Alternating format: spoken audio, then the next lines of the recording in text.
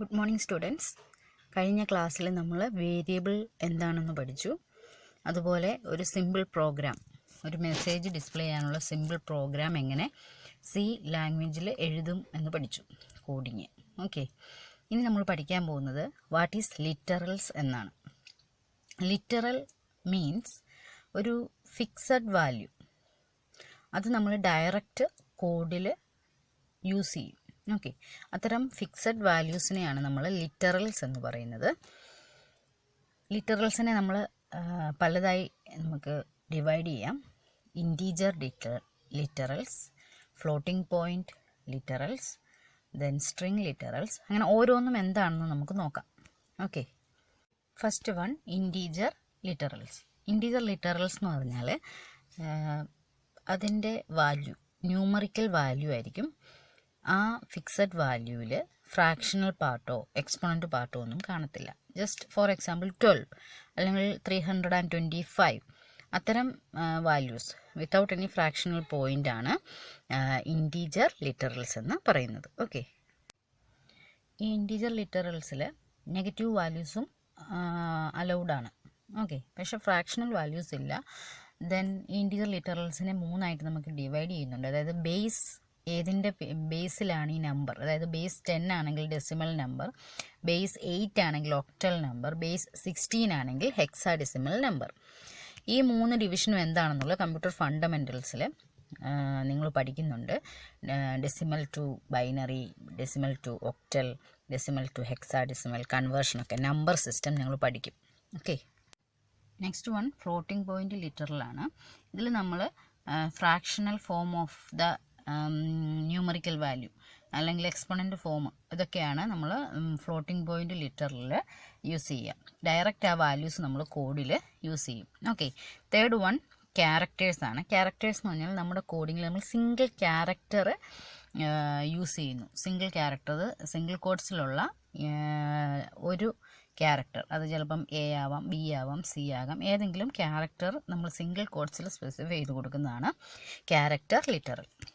Next one escape sequence. നിങ്ങൾക്കത് കേട്ട് പരിചയം കാണും. നമ്മൾ പ്രോഗ്രാമിംഗ് ഫസ്റ്റ് വൺ ചെയ്തപ്പോൾ ന്യൂ ലൈനിൽ വരാൻ വേണ്ടി ഒരു എസ്കേപ്പ് സീക്വൻസ് യൂസ് ചെയ്യണമെന്ന് ഞാൻ പറഞ്ഞിരുന്നു. അതാണ് /n.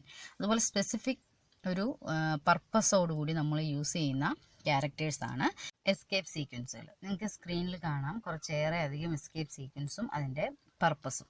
ഓക്കെ, എല്ലാം വായിച്ചു നോക്കണം. നെക്സ്റ്റ് വൺ സ്ട്രിങ് ലിറ്ററൽസ് ആണ്. സ്ട്രിങ് ലിറ്ററൽസ് എന്ന് പറഞ്ഞാൽ നമ്മൾ ഡബിൾ കോഡ്സിലാണ് അതിനെ റെപ്രസെൻറ്റ് ചെയ്യുക. മൾട്ടിപ്പിൾ ക്യാരക്ടേഴ്സ് നമ്മൾ ഡബിൾ കോഡ്സിൽ സ്പെസിഫൈ ചെയ്ത് കൊടുക്കുന്നതാണ് സ്ട്രിങ് ലിറ്ററൽ. ക്യാരക്ടർ ലിറ്ററൽ എന്ന് പറഞ്ഞാൽ സിംഗിൾ കോഡ്സിൽ ഒരു ക്യാരക്ടർ ആയിരുന്നു. സ്ട്രിങ് ലിറ്ററൽ എന്ന് പറഞ്ഞാൽ മൾട്ടിപ്പിൾ ക്യാരക്ടർ ഡബിൾ കോഡ്സിൽ നമ്മൾ സ്പെസിഫൈ ചെയ്ത് കൊടുക്കും. ഇത്രയുമാണ് ക്ലാസിഫിക്കേഷൻ ഓഫ് ലിറ്ററൽസ്. അടുത്ത ഒരു ടേം കൂടി നമുക്ക് പഠിക്കാം, കോൺസ്റ്റൻസ്. കോൺസ്റ്റൻസ് എന്ന് പറഞ്ഞാൽ എന്തായിരിക്കും? കോൺസ്റ്റൻ്റ് എന്താണെന്ന് പറയുമ്പോൾ അതിന് മുമ്പായിട്ട് വേരിയബിൾ എന്താണെന്നൊന്ന് ഓർത്ത് നോക്കിക്കേ. വേരിയബിൾ എന്ന് പറഞ്ഞാൽ അതിൻ്റെ വാല്യൂ, അതിന് അസൈൻ ചെയ്ത് കൊടുത്തിരിക്കുന്ന വാല്യൂസ് പ്രോഗ്രാമിൻ്റെ ത്രൂ ഔട്ട് എപ്പോഴെങ്കിലുമൊക്കെ ചേഞ്ച് ചെയ്യും. അതിനെയാണ് നമ്മൾ വേരിയബിൾ എന്ന് പറഞ്ഞിരുന്നത്. ഓക്കെ, അതായത് ഇപ്പോൾ നിങ്ങളുടെ സാലറി എന്ന് പറയുന്ന ഒരു വേരിയബിളിലേക്ക് ഞാൻ അസൈൻ ചെയ്ത് കൊടുത്തു. അപ്പം ജോലിക്ക് കയറിയ ടൈമിൽ 35,000 ആയിരുന്നു. 6 മാസം കഴിഞ്ഞപ്പോൾ നിങ്ങൾക്ക് ഇൻക്രിമെൻറ്റ് കിട്ടി. അപ്പോൾ 45 ആയി, 10,000 രൂപ ഇൻക്രിമെൻറ്റ് കിട്ടി, 45,000 ആയി. അപ്പോൾ സാലറി എന്ന് പറയുന്ന വേരിയബിളിനകത്തുള്ള വാല്യൂ എന്തായി? ചേഞ്ച് ചെയ്തു. അങ്ങനെ ചേഞ്ച് ചെയ്യാൻ പറ്റുന്ന വാല്യൂസ് സ്റ്റോർ ചെയ്യുന്നതാണ് വേരിയബിൾ. ഓക്കെ, പക്ഷെ ചില ടേംസ് ഉണ്ട്, അതിൻ്റെ വാല്യൂ ഒരു കാലത്തും ചേഞ്ച് ആവത്തില്ല. ഫോർ എക്സാമ്പിൾ നമ്മൾ കൊച്ചിലോട്ട് പഠിക്കുന്ന പൈ എന്ന് പറയുന്ന ഒരു ടേം, പൈയുടെ വാല്യൂ എത്രയാണ്? 3.14. അതൊരിക്കലും ചേഞ്ച് ആവുന്നില്ല, അല്ലേ? അപ്പോൾ അത്തരം ടേംസ് നമ്മൾ ഡിഫൈൻ ചെയ്യുവാണ്. വേരിയബിൾ ആണ്, പക്ഷേ അതിൻ്റെ വാല്യൂ ഒരിക്കലും ചേഞ്ച് ആവില്ല, അത് ഫിക്സഡ് ആണ്. അങ്ങനെ നമുക്ക് റെഫർ ചെയ്യാൻ വേണ്ടിയിട്ട് നമ്മളതിനെ എന്താക്കി ഡിക്ലെയർ ചെയ്യും? കോൺസ്റ്റൻ്റ് ആണ് എന്ന് പറയും. വാല്യൂ കോൺസ്റ്റൻ്റ് ആണ്.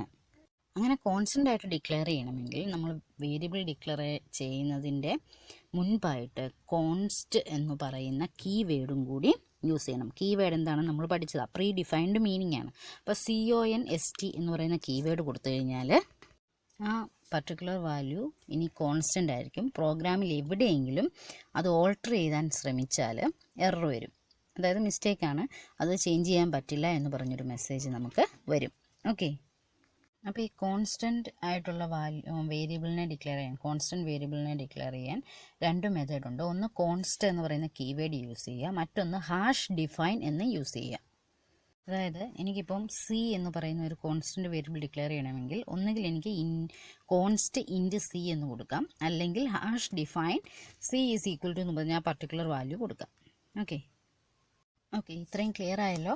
നിങ്ങൾക്കുള്ള അസൈൻമെൻറ്റ് എന്താണെന്ന് വെച്ചാൽ ഒരു സെൽഫ് ഇൻട്രൊഡക്ഷൻ നിങ്ങൾ പ്രിൻ്റ് ചെയ്യിക്കുക, അതിലെല്ലാ എസ്കേപ്പ് സീക്വൻസും ഇൻക്ലൂഡ് ചെയ്യുക. ദെൻ അതിൻ്റെ സ്ക്രീൻഷോട്ട് എടുത്ത് അസൈൻമെൻറ്റിൽ അറ്റാച്ച് ചെയ്യുക. Thank you.